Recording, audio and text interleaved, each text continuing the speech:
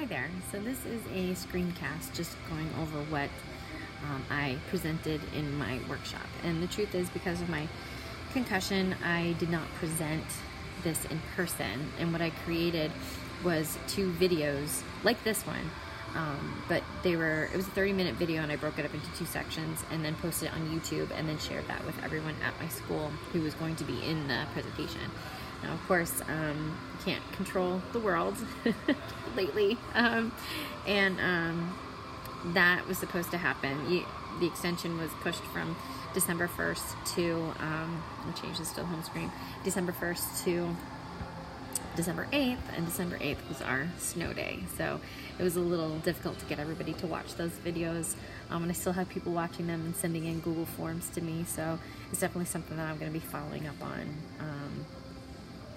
in the coming months. So, and my instructional technology coach at school likes the concept, likes the tools that I was presenting, and has asked me to, clean it up and actually present it in person next semester. So I'm looking forward to doing that genuinely, and I was disappointed not to be able to do that in person.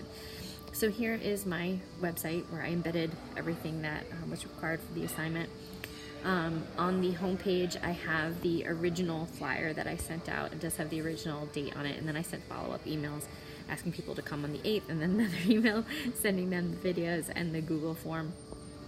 On the second page here, lesson plan and handouts. So here I do have the lesson plan, and I embedded everything into this website, so if you open this up, you can open it up in another window. All right, picking that back up. When I click it to open it up on my iPad here, it pauses TouchCast. I can scroll through it. Should be able to. TouchCast is a little tricky with this, but you can scroll through and look at the entire lesson plan that I have embedded here. You could open it up in another page, or it would scroll. If it wasn't in TouchCast, it would scroll. You'd be able to see the whole thing directly here without opening it up into another screen. And that's true of all 4 of these handouts as well. So these are all handouts that were built as Google documents, and they use screenshots from Google Classroom, and they have instructions in them so that people could refer back to them later. I also would have, this looks a little weird on here, but when you look at it on the website, you can scroll through, like I said, and see the whole thing, or you can open it up into another page and look at it more closely that way. On my presentation and agenda page, I'm so sorry about the background noise here. On the presentation and agenda page, I have my Google slide presentation that I would have used had I presented in person, and then I did use in a TouchCast setting just like this one. And I love how when you put it in Google Slides, it just moves for you, so you have it in the background.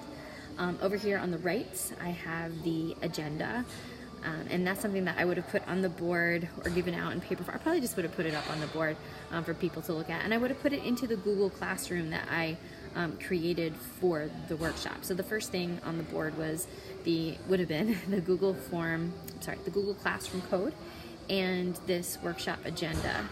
And then this was the video that I ended up recording because I couldn't present in person. So part 1, part 2 uses the slide presentation and in a TouchCast format, much like this one.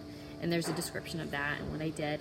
And also I created a Google Classroom, and on the left are 2 questions. It's actually in reverse order because you would see the bottom one first. So as people came in and were getting settled and listening to Casey Kasem's Top 40, they would answer the how often do you use, or how do you most often use Google Classroom? What do you like about it? What's challenging about it? And then at the end, so that I could personalize that a little bit throughout the presentation if I was doing it in person. And then lastly, at the end, which of these tools would you be able to use more differently as you move forward? So those are the 2 bookend questions that I would post in Classroom. And over here on the right, I've linked it as an assignment, but it's got all 4 of the handouts. And I would create those separately for every time I presented the workshop, because then people could open them up and comment on them and have conversations about them as they came, ideas as they came to them, that we could all see and brainstorm and share, much like a student would do in the class. So it's actually a 5th collaboration tool that they would actually participate in throughout the workshop. My implementation narrative is here on this page, and again, you could scroll through and read it here, or you could open it up in a separate page.